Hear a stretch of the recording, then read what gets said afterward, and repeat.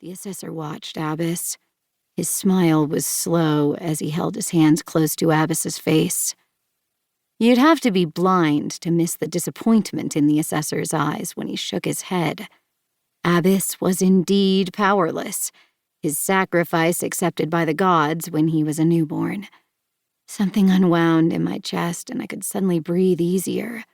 We'd never had an assessor find one of the corrupt during a gifting ceremony in our village. They were usually discovered as children, when they accidentally used their powers for the first time. Or they were captured while attempting to flee before they reached 25 winters. Behind Abbas, 3 more villagers waited for their turn, each of them recently having celebrated 25 winters, and all 3 of them displaying varying levels of excitement and terror. Jael looked like she might faint, while her twin brother Wilkin was expressionless. Lena shifted on her feet, clearly eager to receive her own power.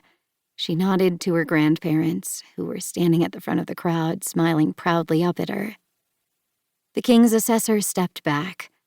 The priestess held up her hand, and we bowed our heads. As infants, we gift our magic to the gods so that they may be pleased with our offering and grow it under their care. Today, Abbas will reap his reward, the gods acknowledging the sacrifice he made, so that they may watch over us and protect us from those who would threaten our way of life. She practically spat the last words, her hatred of the Fae palpable. They were the creatures who had caused the need for such sacrifice, the monsters who would prey on us if our king hadn't found a way to protect our kingdom from their cruelty. The priestess raised her other hand, displaying a blue Oshiartus stone, glowing with power. She turned to Abbas.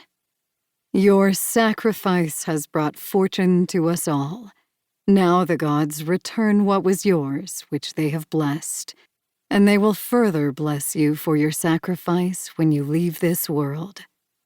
The stone began to glow brighter and brighter. Abbas stiffened, cheeks flushing, and the stone went dark, inert, empty. I couldn't help but smile. Abbas had received his gift back. The priestess held her hand to his temple. A moment later, the blue circle marked him as someone who had reached 25 winters and completed the gifting ceremony. That blue mark meant freedom. Several whoops sounded from the villagers surrounding Abbas. It was the twins' turn next, and they stood together on the high platform, waiting to be assessed. I gazed up at the freestanding wooden structures that had been purpose-built for the king's guards. Several of the guards were currently poised on those structures among the thatched rooftops surrounding the square, crossbows in their hands. Fury rose, sharp and swift. It bubbled in my chest, tingled in my fingers, sparked along my skin. Usually I attempted to bury it deep beneath grim acceptance of our lives. Today, I embraced it like a lover. The gods needed our magic to keep us safe from the Fae. But why did it have to be this way? Why did our kingdom's sacrifice also have to mean terror and death?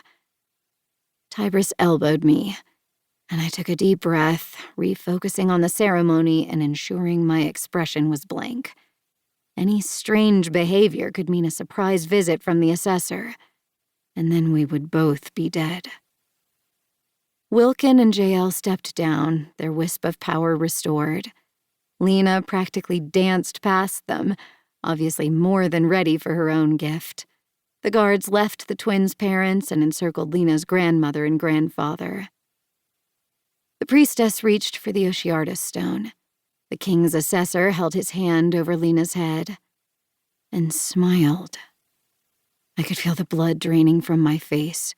Next to me, Tybris stiffened, slowly shifting his weight as he glanced around.